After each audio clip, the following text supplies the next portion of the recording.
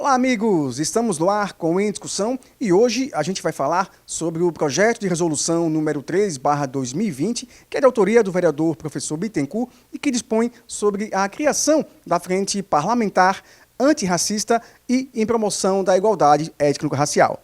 Este é o tema do Em Discussão de hoje, que já está no ar.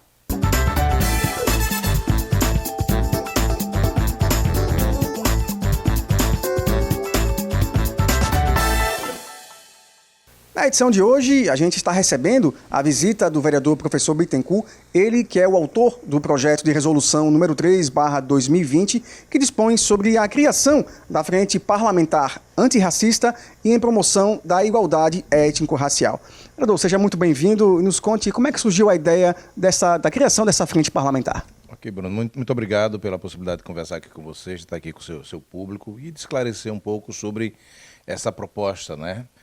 Na verdade é o seguinte, discutir, a frente propõe discutir um dos temas mais cruciais da nossa sociedade, que é discutir o racismo, discutir essa forma de discriminação, que como toda forma de discriminação é algo perverso, é algo absolutamente incabível nos dias de hoje, mas que infelizmente a nossa sociedade ainda insiste em ter práticas visivelmente, práticas muito objetivamente racistas. E Aracaju não é uma ilha distante da realidade do Brasil, e eu particularmente entendo que é um tema tão importante e que nenhum parlamento, seja ele qual for, parlamento federal, estadual, municipal, deve se eximir dessa discussão.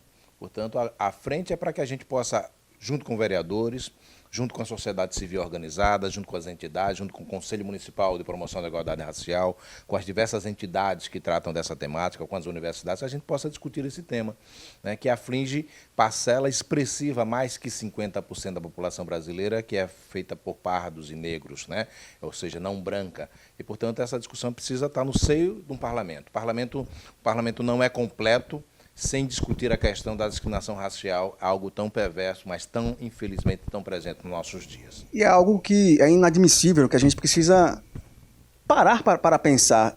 Hoje, em pleno século XXI, ainda existiu racismo. Olha, é isso, Bruno, é lamentável, mas, infelizmente, quando a gente vai fazer uma breve retrospectiva histórica, né, da fundamentação da nossa sociedade sobre os mais diversos planos culturais, religiosos, econômicos, a presença negra que vem sendo escravizada da África para cá, a presença negra é sempre estigmatizada.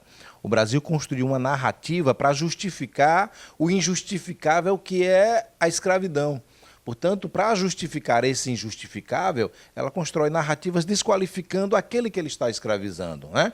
Portanto, e nós ainda somos herdeiros desse conjunto de narrativas. Tanto é que uma série de questões do nosso cotidiano que faz referências às coisas ruins é sempre, né, o negro, né? Ou seja, o dia negro, né, a peste negra, a ovelha negra, denegrir, né? Portanto, é isso. Nós somos herdeiros dessa infeliz, né, dessa infeliz lógica de narrativa para justificar, repito, o injustificável.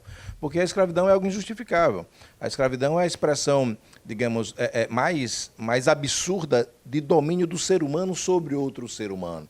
E para que ele faça isso, ele precisa desconstruir, inclusive, a própria humanidade daquele que está sendo escravizado.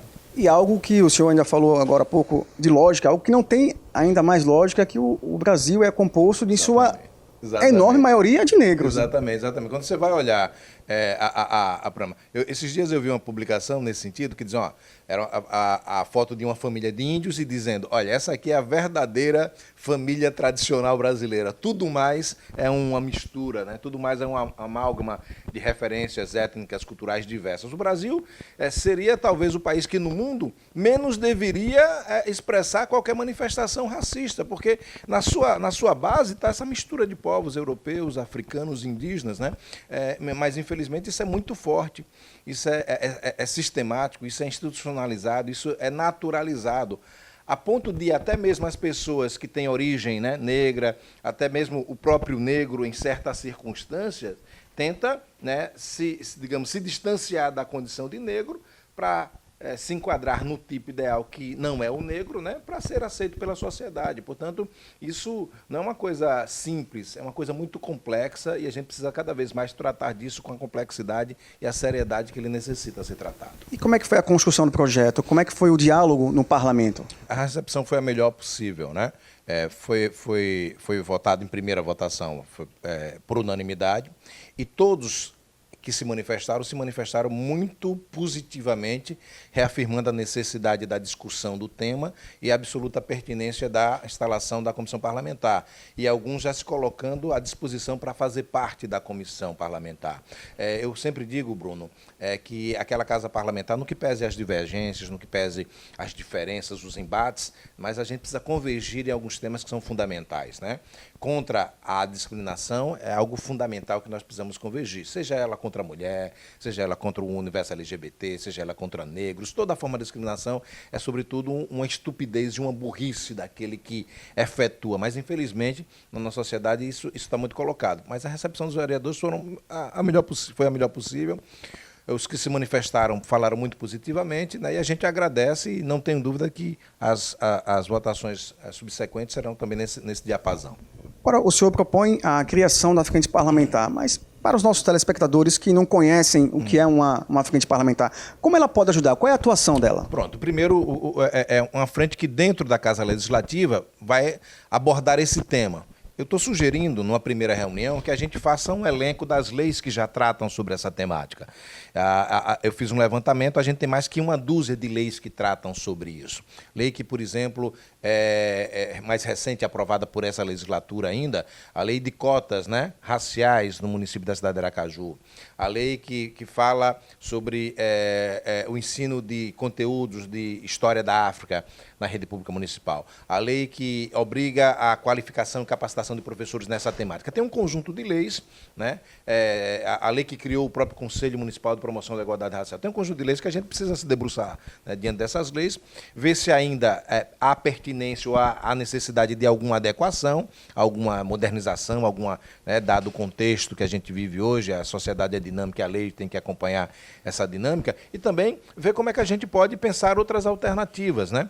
De fato, a discussão racial tem tomado um corpo muito expressivo na nossa sociedade. Vez por outra, uma série de manifestações é registrada pelas redes sociais. Hoje todo cidadão tem um celular, todo celular pode registrar, filmar, né, fotografar isso, e acaba sendo um meio de repercutir isso. Portanto, a Casa Parlamentar tem que estar atenta a essas questões. Portanto, além disso, pode ajudar na medida em que chama a sociedade civil, né? Chama as organizações que tratam sobre essa temática, as organizações que tratam sobre a questão racial, as organizações que tratam sobre direitos humanos, as universidades, para tratar conjuntamente com o parlamento para propor ações que sejam leis, que sejam chamadas, né, para audiências públicas, né, que sejam essas questões que o parlamento todo pode se envolver, no mínimo, chamando a atenção para o tema e propondo discussões. Estamos conversando com o vereador professor Bittencourt, ele que é o autor do projeto de resolução número 3/2020, que dispõe sobre a criação da Frente Parlamentar Antirracista e de promoção da igualdade étnico-racial. Lembrando que estamos aqui gravando sem máscaras, mas em um ambiente controlado e mantendo o distanciamento social. Professor, saiu dados, o Atlas da Violência 2020 liberou os últimos dados e que apontam que a taxa de homicídios de negros cresceu 11,5% de 2008 a 2018, enquanto a de não negros caiu 12%. Até na realização de homicídios, os negros sofrem mais. Não tenha dúvida disso. Primeiro, um jovem negro tem chance 300% maior de ser vítima de um homicídio no Brasil, de ser abordado pela polícia, né? A polícia que tem nela uma grande composição, sobretudo um dos seus quadros mais subalternos, de negros.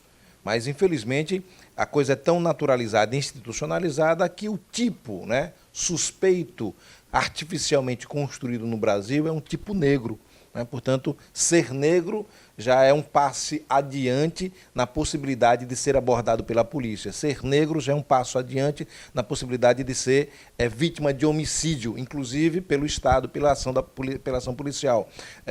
Portanto, infelizmente, são esses dados. Reduz-se os índices de homicídio entre não negros e eleva-se entre os não negros. Os não negros, quando você vai ver isso aí, é do universo mais periférico, né, é de um universo, né, que vive na tensão do dia a dia, mais violência por conta de uma série de fatores de natureza social, econômica, que acaba incidindo, empurrando a violência para esse universo. São dados lamentáveis, né, e que a gente precisa tratar disso com política pública, tratar disso com melhor qualidade de vida, com ampliação do acesso à educação, com ampliação do acesso à saúde, com discussões dessa natureza que a comissão, né, que essa frente parlamentar pode tratar, de conversar com as pessoas, né? Por exemplo, aí a frente parlamentar hoje nós temos 4 militares. Né? Nós temos 4 militares na frente parlamentar, não, desculpe, na Câmara de Aracaju, no Parlamento de Aracaju. É preciso que esses militares também discutam isso. Porque é que o jovem negro de periferia é a vítima preferencial, é a figura preferencial na hora de ser abordado pela polícia. Né? É preciso tratar disso. E, às vezes, o próprio policial negro reafirma essa postura, né, de colocar o igual a ele, do ponto de vista étnico-racial, como suspeito. Né? E um outro dado que também foi divulgado pelo Atlas corresponde na última década, de 2008 a 2018, aponta que 75,9% dos brasileiros assassinados eram negros. Sim, pronto. E quando vai ver isso, essa grande maioria é do universo do subemprego, na periferia, né, na população mais vulnerabilizada, onde está a população negra. Infelizmente, o negro no Brasil é maioria, sob o ponto de vista dos números, dos índices, nas páginas policiais. A população negra é maioria no universo carcerário. Né? A população negra é minoria nos espaços de poder. Né? Na Câmara Municipal de Aracaju, a população negra é minoria. No Parlamento Estadual, nem lembro se tem um deputado negro. Né? Na Câmara Federal, extrema minoria. Nos espaços de poder do Judiciário, a mesma coisa. Né? E isso só pode se justificar por 2 caminhos. Né? Ou alguém diz, olha, é porque o negro é incapaz, e esse caminho é absurdo, equivocado, errado, ou o Brasil é um país preconceituoso e racista, né, que, no mínimo, dificulta, né, a ação, a progressão do sujeito pelo fato dele ser negro. Eu tenho escutado muito, Bruno, as pessoas, mas ninguém... a pessoa não está impedida de progredir porque é negro. Não está impedida de progredir porque é negro. A pessoa não vai deixar de avançar, de crescer, porque... Não é. Mas o fato de ser negro impõe a ele alguns impedimentos que o não negro não tem. Né? Eu cito sempre um exemplo muito corriqueiro, pode parecer já enjoado, mas eu faço questão de dizer. Eu já fui secretário municipal 2 vezes, fui secretário de Estado uma vez, e eu já disse isso na Câmara. Dias desses, quando eu era secretário de Estado, eu fui participar de uma comissão, de uma comitiva que estava o ministro de Estado e o governador, à época Jackson Barreto.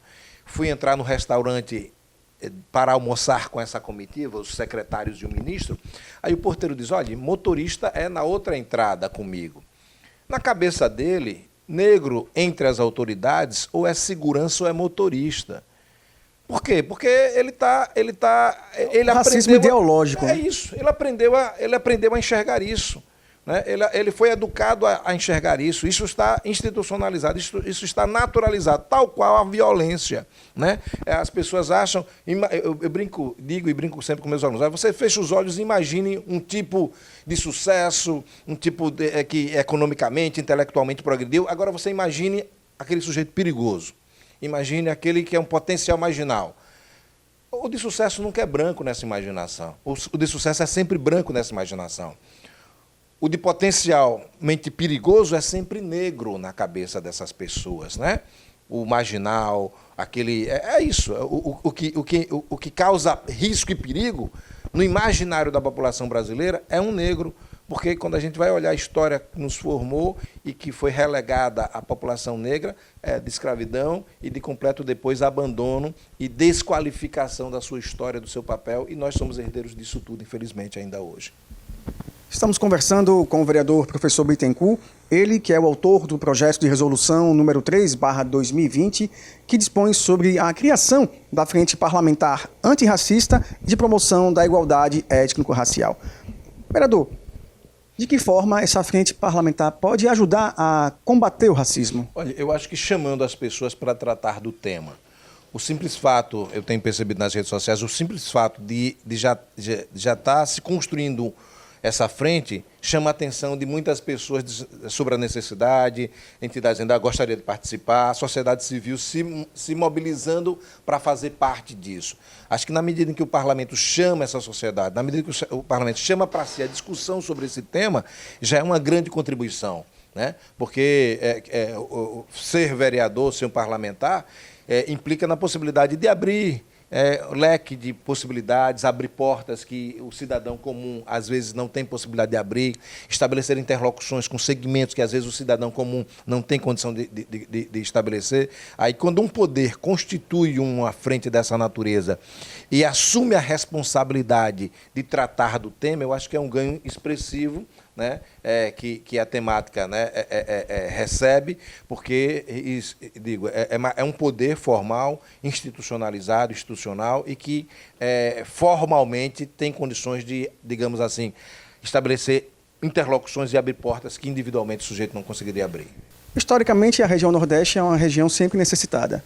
E outro dado que foi apontado pelo Atlas da Violência, que nas regiões Norte e Nordeste apresentam os maiores índices de assassinatos de negros, com destaques para Roraima, onde apontou 87,5 mortos para cada 100 mil habitantes, seguido por Rio Grande do Norte, 71,6, Ceará, 69,5 e Sergipe, com 59,4 mil mortes para a cada 100 mil habitantes. É lamentável isso. Olha, os dados da relação por 100 mil habitantes já são absurdos, né, de violência no Brasil. A gente vive uma guerra declarada, a gente mata mais do que anualmente, do que algumas guerras, né, já estabelecidas, formalmente estabelecidas mundo afora.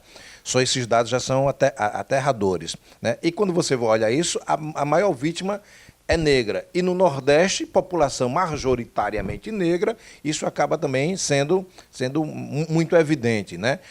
Aquilo que eu disse, repito, o genocídio, às vezes as pessoas escutam isso e acham que a gente está exagerando, que é mimimi. O genocídio da população negra é algo instituído. E não é de agora, Bruno. Se você pegar estudos, né, da história do Brasil, do século XIX para cá, existiram ações coordenadas pelo poder brasileiro no sentido de exterminar a população negra, ações de Estado, né? Ações de Estado, diversas ações de Estado. E hoje nós ainda fazemos isso na medida em que nós naturalizamos a morte do negro, na medida em que nós, negros, somos o alvo preferencial do Estado a ser assassinado, na medida em que as mulheres negras sofrem mais violência do que as não negras, na medida em que as mulheres negras, na hora do parto, são as maiores vítimas de violência no parto. É algo absurdo, né? O desprezo, o descuidado que alguns profissionais da área médica tratam a mulher negra na hora do parto, né? Parece coisas assim de filmes, mas é verdade, infelizmente. Portanto, nós somos vítimas disso tudo. E o Nordeste, infelizmente, é a grande parcela da população negra no Brasil, grande parcela também da população, né, com níveis econômicos mais inferiores, e essa soma de coisas acaba dando esses dados aí aterradores que você passou para a gente. E a sociedade tem que entender e combater entender que o racismo, seja ele ideológico ou institucionalizado, qualquer forma de racismo, ela precisa ser extirpado da sociedade. E acho que a Frente Parlamentar vem justamente para ajudar a seguir esse caminho. Nesse sentido, Bruno, a Frente deverá cumprir esse papel. E pegando isso que você disse, olha, discutir a questão racial, ser contra qualquer forma de discriminação e preconceito, não é um atributo único e exclusivo daquele que é vítima desse preconceito. Ser contra o racismo não deve ser algo apenas de nós negros, mas deve ser de todo e qualquer sujeito que quer ser respeitado pela sua condição, seja ela qualquer for.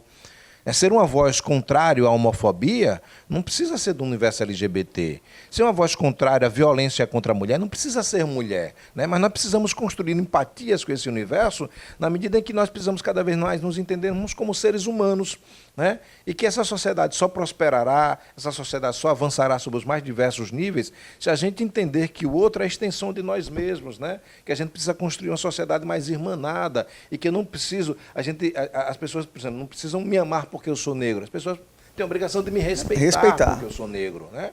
E essa relação que a gente precisa construir. E digo e repito, né? Lutar contra o racismo não é só de quem é negro. É de um sujeito que se respeita e espera que os outros também o respeitem. É a obrigação de todo e qualquer indivíduo que exige respeito para si, precisa ter respeito com o outro. E aquele que discrimina o outro sobre os mais diversos aspectos não está respeitando e, portanto, não é merecedor de respeito. Professor, muito obrigado aqui por sua participação no Em Discussão. Eu que agradeço, Bruno. Obrigado aí pela oportunidade de conversar com você, conversar com o seu público. Estou sempre à disposição, é sempre uma alegria conversar com vocês aqui. Um abraço, saúde e paz para todo mundo. Obrigado, professor. O Em Discussão de hoje fica por aqui. Muito obrigado por sua audiência, por sua companhia e a gente se vê na nossa próxima edição. Até lá!